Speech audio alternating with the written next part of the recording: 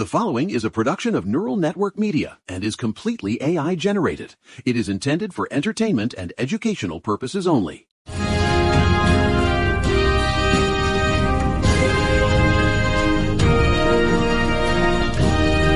screen time report just hit my lock screen. And honestly, 14 hours? That is rookie numbers for a Sunday where the entire world is high-key entering its series finale. 14 hours? Maya, that isn't a flex, that's the clinical diagnosis. I was outside trying to explain to Mitch, that's the goat for the new people, named after Senator McConnell, because they both have that I'm going to stand here until everyone is miserable energy. I was trying to explain why the air smells like wood smoke and global anxiety, but he just wanted more oats. Mitch has the only correct vibe right now, literally. Welcome to the Neuro Left. It's Sunday, March 1st, 2026, and if you thought yesterday's news about Operation Epic Fury and the war with Iran was the peak, baby, we are just getting started. Yesterday, we were tracking Kash Patel's FBI purge, which is giving total retribution era energy. And that DHS shutdown that has the TSA working for vibes instead of paychecks. It's a busy day. It's a solid show today, but a heavy one. Looking at the board, we've got the scientific community finally losing their collective minds over Robert F. Kennedy Jr., a friendly takeover of Cuba, which sounds like a hostile Pinterest board. And then we have to go deep, I mean really deep, on the fatal security breach at the winter White House. It's giving season finale, John. Like, the writers are trying to wrap up every plotline at once, and it's low-key overwhelming. Well, before we dive into the burning wreckage, we have to acknowledge how we even have a bucket of water to throw at it.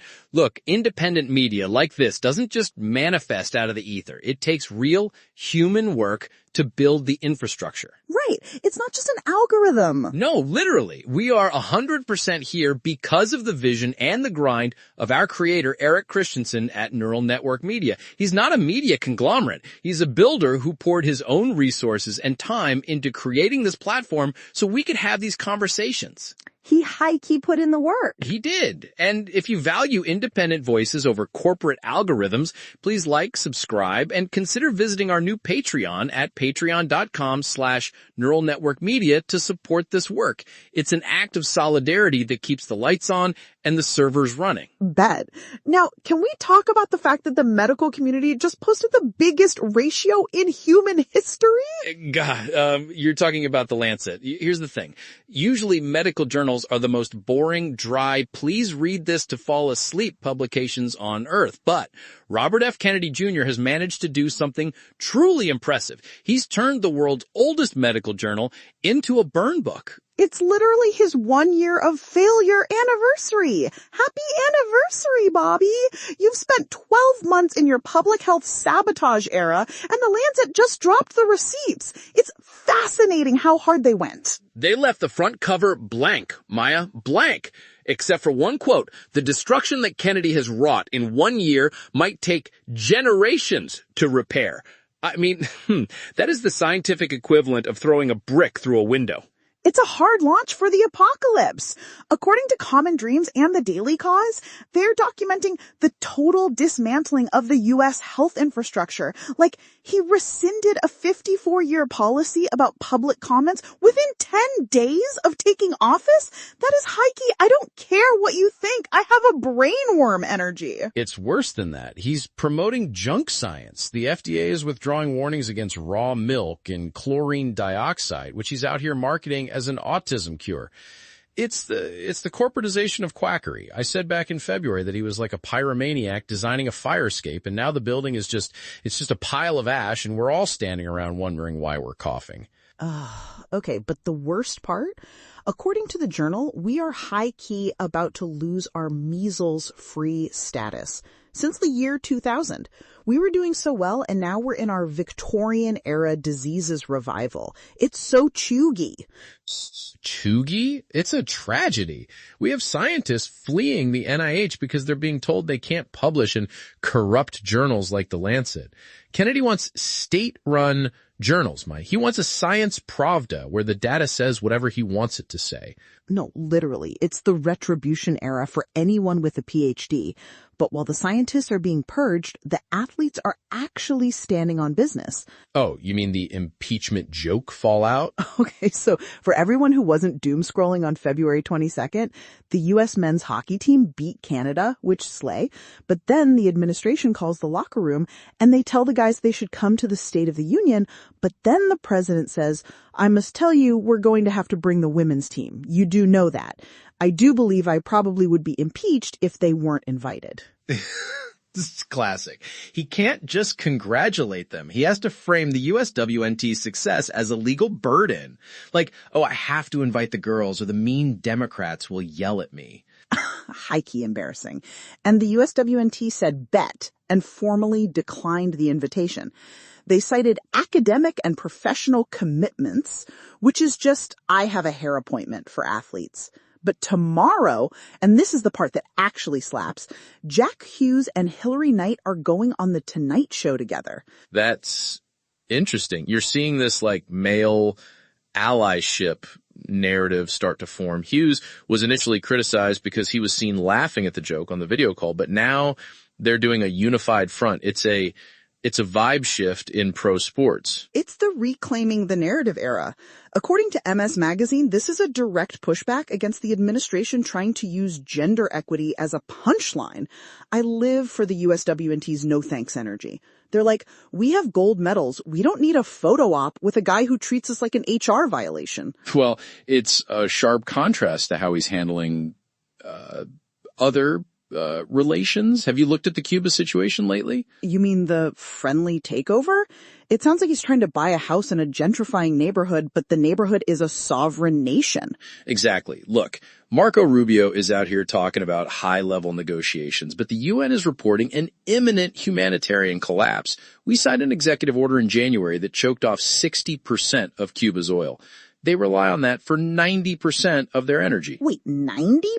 That's high-key a death sentence. It's an oil siege. Nearly 1 million people don't have water because 84% of the pumping equipment requires electricity they don't have. It's what I call the corporatization of starvation.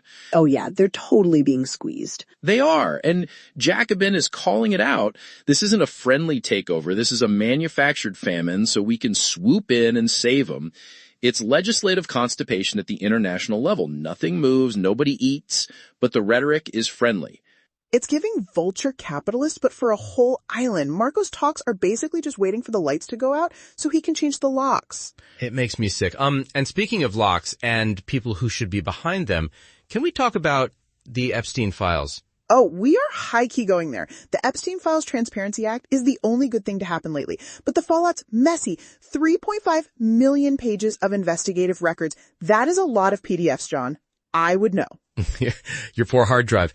But the news today is Bill Clinton, a 6-hour closed-door deposition on Friday. First time a former president has been grilled by Congress since Ford in '83. And he's out here with the I saw nothing defense. He told lawmakers he did nothing wrong and didn't see any signs of abuse.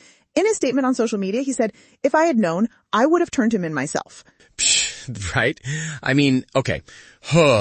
You're a former president, arguably one of the most informed men on the planet, and you're telling me you spent that much time with Jeffrey Epstein and just thought it was a very busy commuter flight? It's the plausible deniability era. Hillary had her deposition on Thursday, too. She had no recollection of meeting Epstein. It's just the NPC energy of the elite is staggering. They really think we're going to buy that they just happened to be hanging out with a global predator for years without noticing the vibes were off? It's what I call a national edging session. We get all these documents, all this testimony, but nobody ever actually finishes. Nobody goes to jail. It's just performative masturbation by the House Oversight Committee. No, literally. But the internet is obsessed. The Epstein class is the new trending topic every day. And it's feeding into this larger isolation era we're in.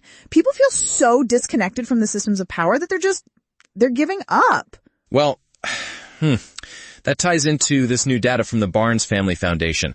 72% of Americans report they rarely get together with people they care about. 2/3 never participate in community clubs.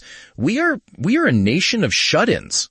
We are in our objectively alone era. 50% of people never volunteer. The civic connective tissue is just deleted. And, of course, the administration's answer is RFK Jr.'s $100 million Great American Recovery Initiative. Okay, tell me why this is a flop. Because it's a rejection of housing first and harm reduction. They're pivoting to faith-based, court-ordered treatment. They're trying to algorithm their way out of a human crisis by forcing people into programs that don't actually address why they're lonely or addicted in the first place. It's giving mandatory fun at a corporate retreat, but for the entire country, which leads us to the main story today, because when people are isolated, alone, and obsessed with things like the Epstein files, they start doing things that are high-key terrifying. The Mar-a-Lago breach. The Mar-a-Lago breach. Literally, we need to talk about Austin Tucker Martin because this story is the intersection of everything wrong with the world right now. This happened on February 22nd, but the FBI just released the full breakdown this weekend. Austin Tucker Martin, 21 years old, from Cameron, North Carolina. He was a local illustrator. He did hand-drawn golf course landscapes. Like, that is just a viddy vibe hobby. He ran a company called Fresh Sky Illustrations. High-key and aesthetic name per business. But he didn't go there to draw the 18th hole. At 1:30 a.m., he walked through the north gate of Mar-a-Lago. He took advantage of a gap in the perimeter gate while another vehicle was exiting. I mean, where was the Secret Service? They were there, John, but the gate was a momentary gap. Martin was armed with a shotgun and a fuel container. According to Sheriff Rick Bradshaw, the man set down the fuel can when ordered, but then he raised the shotgun to a shooting position. And that was it. Law enforcement opened fire, dead at the scene. No officers injured.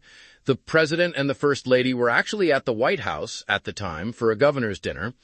But the motive, Maya, the motive is what we need to unpack because it's a digital horror story. The FBI identified him and looked at his digital trail, and he had a total Epstein fixation. His family had reported him missing several days before the incident. He was literally spiraling in main character syndrome. He thought he was the one who was going to expose the truth that the government was hiding. Look, this kid wasn't a professional assassin. He was a landscape illustrator who got radicalized by the lack of elite accountability. He saw the 3.5 million pages of Epstein files coming out, and he saw guys like Bill Clinton saying, "I don't recall," and his brain just snapped. He was high-key trying to speedrun a revolution. He thought he could Rambo his way into the Winter White House and find some secret vault. It's what happens when you spend 14 hours a day on the darker side of the internet. It's a national edging session that went fatal. He wanted a finish to the Epstein story, and he thought he'd find it in Palm Beach. But now look at the political fallout. Trump is calling it an assassination attempt by the radical left, even though this kid's profile sounds exactly like the fringe of his own base. No, literally, it's the retribution era feedback loop. Trump uses the breach to justify purging more federal agents, saying they failed to protect him, while the Epstein fixation people are getting more radicalized because they think the government just killed the guy who was trying to save the children. It's volatile. And don't forget the Operation Epic Fury context. We are currently bombing Iran, targeting the Supreme Leader's residence, and while all that fire is raining down over there, we have a 21-year-old with a gas can and a shotgun getting taken out at a golf club in Florida. It's the psychological flop era for the entire country. It's so dystopian. You have a kid who is obsessed with exposing elite pedophiles, which is like the main quest for the current GOP, getting killed at the home of the guy he likely supports because the security state is so on edge that everyone is a target. It's the snake eating its own tail, Maya. Austin Tucker Martin is the human cost of a country that has replaced community with conspiracy. We don't have bowling leagues anymore. We have 4chan threads. We don't have trust in public health. We have RFK Jr. telling us to drink raw milk while the measles returns. It's a literal fail compilation, and the timing is low-key suspicious. Like, right as the FBI is being purged of anyone who ever looked at Trump's taxes, this happens, and it gives them the perfect excuse to finish the job. Exactly. It's a legislative constipation relief valve. They use the security failure to justify the political takeover of the agency. The military.com reports and local news are focusing on the breach mechanics. But the real breach is in the American psyche. We are producing Austin Tucker Martins in the thousands every time we let an elite person say, "I don't recall," under oath. It's giving final stage capitalism, but with more shotguns. And the fact that he was an illustrator, like he had a creative life. He wasn't just some NPC. He had a whole business hand-drawing golf courses. And then he decides he has to die at one? It's high-key poetic in the worst possible way. It's a tragedy that will be used as a campaign ad. That's the reality of 2026. Everything is content, even a fatal shooting at a checkpoint. And while we're busy worrying about friendly takeovers in Cuba, we're ignoring the fact that our own internal security is crumbling because the people tasked with protecting us are being purged or they're working without pay because of the DHS shutdown. Okay, that got dark. It's Sunday. Dark is the only setting on the dial.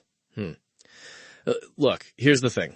We can talk about era this and vibe that, but at the end of the day, we're watching the slow-motion disassembly of the American project, and nobody has the parts list to put it back together. It's a flop era for democracy, for sure. But at least the USNWT is staying winning. They're the only ones who know how to set a boundary and keep it. True. Small mercies.